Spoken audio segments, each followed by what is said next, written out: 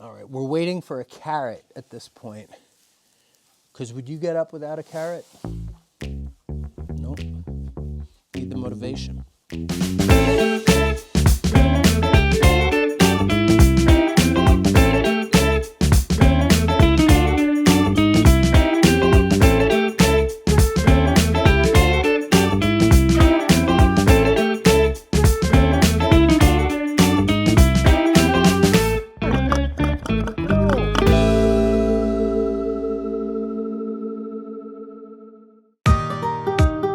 So welcome to Arthur's Acres. We've been around for a little under 2 years. We have 23 pigs. We focus on pigs. They're amazing animals. I mean, they're as smart as a 4-year-old child.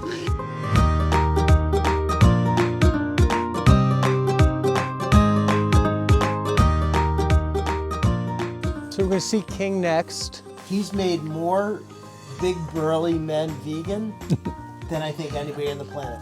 He's, you know, the king of Arthur's Acres, and just the most amazing animal. Beautiful soul. He's very gentle. He's a gentle giant. I would take a whole apple too and put it in his mouth, and he wouldn't touch my fingers. Yeah. He'd eat around my fingers. So he's approximately 12. He weighs just 950 pounds. And they're not supposed to get this big. They've been bred to get so big so quick. When they breed them like this, they're supposed to die at 6 months old. Wow. Because that's when they're slaughtered at. So they don't think about the consequences when they live past 6 months. So when you have a pig that needs to get 250 pounds in 6 months, this is what they get in 10 years. And to their dismay, their body has to handle that weight. Well, he was the breeder pig. He was locked in a stall for 10 years, and they were done. So they were going to send the slaughter. And he was at Cornell, and I was walking down the hallway, and I saw his face, and I started kissing his snout, and I fell in love with him. I'm going to just feel some of his rear end right here. So I'm going to motion the back left hip and just feel the motion here. Yeah.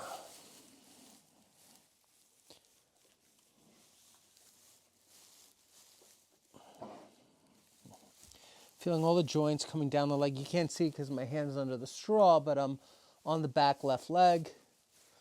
And I'm palpating. Here's the knee up here. Yeah. Now I'm on the sacrum.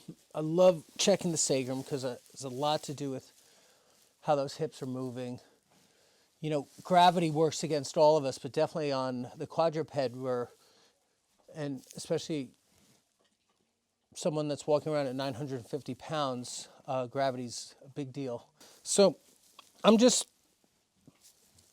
rocking or motioning the sacrum. I'm down here, and I can feel really easily the tuber sacralis, which is the bumps of where the iliums meet the sacrum, and I move up to the lumbars, and just feeling one lumbar at a time coming up. So I'm cupping the spinous process like this and just motioning and motioning and motioning. And they should feel like the one above and below, but once in a while you hit a spot that feels like it's immovable, it's fixated, it's stuck. And those are the ones we don't want to see because that's where there's lack of joint function. Think about it. All our joints should move like a hinge on a door should move. So if it doesn't, you want to oil it or get the rust out. And we're just coming up and checking. So now I'm at the upper lumbars, starting with the thoracic soon, and checking one vertebra at a time. I just want to come back down. I don't want to miss anything. There's a little bit something here at L5. There we go. So I use my hip with my arm, my elbow against my pelvis, and got a little bit of leverage that way. So I'm coming back up. I'm now at the lower thoracics. I'm still just palpating and motioning the joint. And I'd have to count, but I feel like right now I'm around T13. No, that one I have to do a little more. So again, I'm going to use my leg. Very important that I have the facet line. So there's 90 degrees down here. I'm switching more. I'm still at 90 because I'm in a transitional segment, but we're almost getting like 75, 60 degree angle here. And I think it's 75 at this section. So I'm going to do a 75 degree angle. There we go. One more. There. And then the main thing is to recheck it, so it's nice. Now he's not even waking up, so I'm not putting force, just enough force to free up and motion those joints. And I'm coming up now, I'm more into the mid-thoracics. And here's another stuck spot. So let's see. 1, 2, 3, 4, 5, 6, 7, 8. I'm at T9 right now.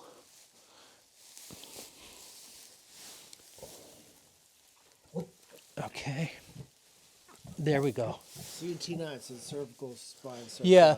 Yeah, so we got, on the neck, I like to come from, the atlas right here. yeah, too. so the atlas, so it's 2, 3, 4, 5, 6, 7 under the shoulder blade, or T1. Okay, So T1's going to be here. Okay. And then from here, I mean, to be honest, I might be off one. Like it could be. I just want to see yeah. where it comes in the shoulder. Yeah, and it would be very similar to a horse's withers. So the withers are going to be more like T2, T3, because that's where it's hitting that apex of the wither spot. And I'm just coming through again, just checking to see if I missed anything. But I haven't gone up this high yet, so. And I'm just motioning it. And now I'm up at the top of the thoracics. And now in the neck. And you can see so much more motion in the neck when I palpate. And that's because the neck doesn't have the ribs stabilizing. So we're going to get more motion. And then I also like checking, especially like this size animal, they have to use a lot of neck muscles when the face goes down to root, for rooting or eating. And so I like to go like this. Basically, I'm doing this. Up and down, looking for one that's stuck or hardened. And it feels good. To them, it feels like a massage. And I'm on this side now.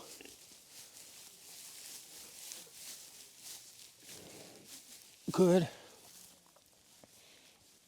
And here's that old atlas. No, he's in great shape. He's really looks right? good. I expected to see a mess. No, you know. But I don't. You know what's wild is how much motion he has in his neck. I crazy. thought it would be locked up with arthritis. He's got to run 23 pigs. He's Yeah, the boss of 23 he is pigs. really He the- needs to keep flexible. He's the patriarch, right? 100%. And he made himself known from day one that he was in charge. So I am going to adjust C4 on the right. So I'm just kind of sliding down like this and just doing a little motion. Main thing is to make sure I'm right on the vertebral body on this case. Here we go. One more. There it goes.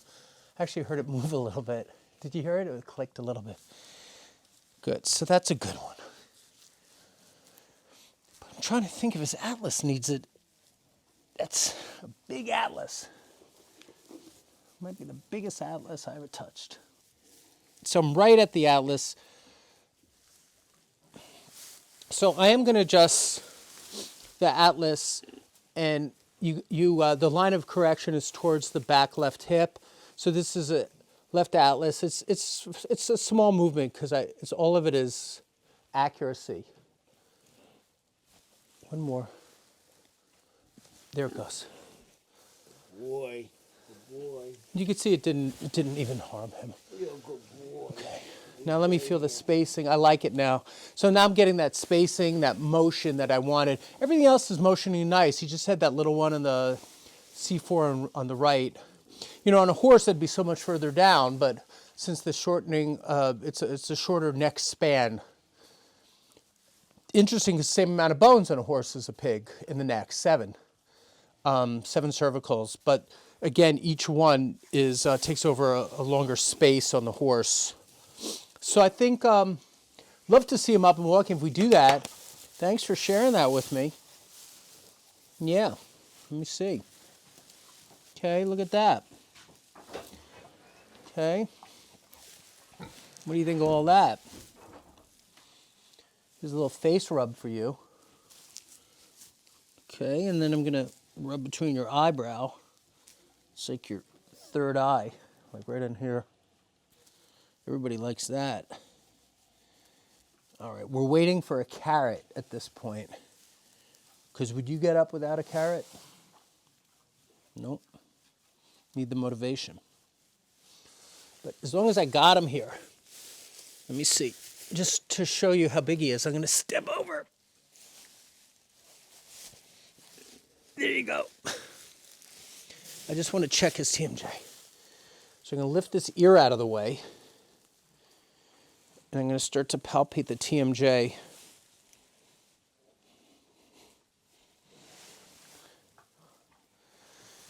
So here I am. I'm right on the TMJ, the temporomandibular joint.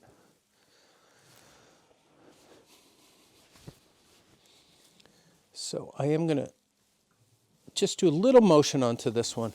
Whoops, see, that one's waking you up. Because that can get tender on, I was going to say tender on people, tender on pigs. There we go.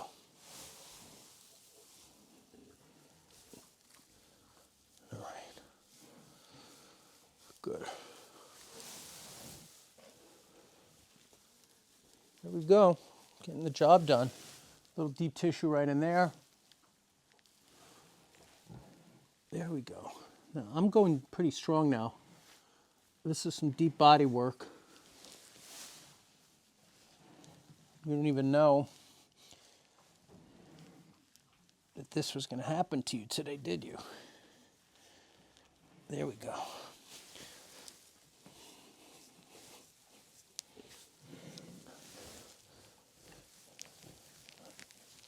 Good. There you go. Yawn right now. We're going to have you with the carrot very soon. And here comes the supplies. King, you want to go outside?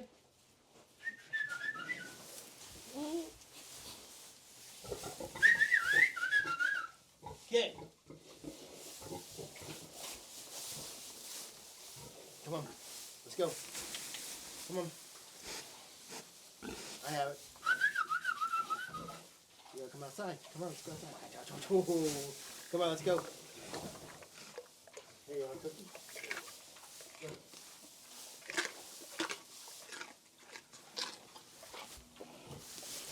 Come on, King, let's go outside. Come on. Let's go.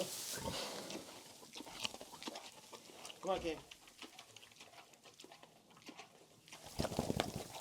No, he always shakes his head when he gets up. He's got it. Good. That's good.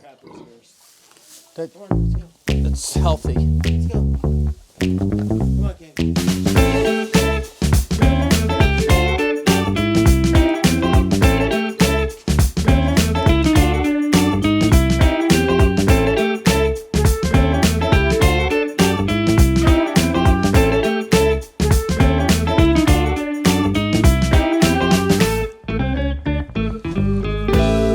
Can I just finish L5 on this?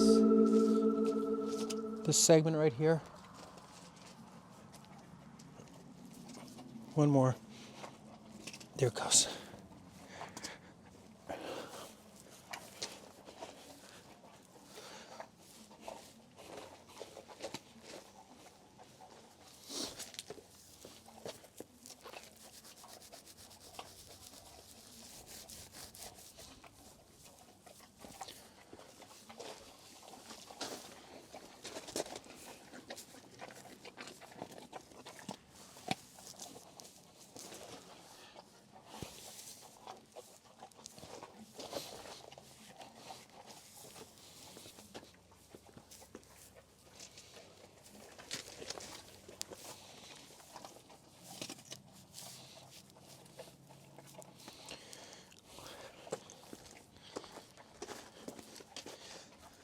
So this is the same way we just ilium on a horse, and you set up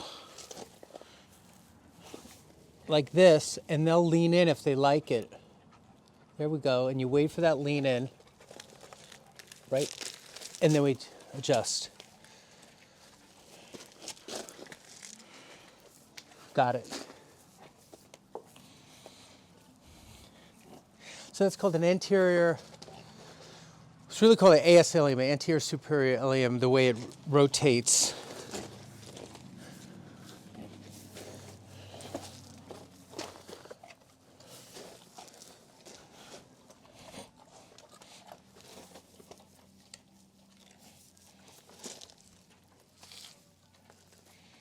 Checking the tail, checking the apex of the tail. Just holding for a minute. Nice. I mean, he really is in good shape. Amazing, right?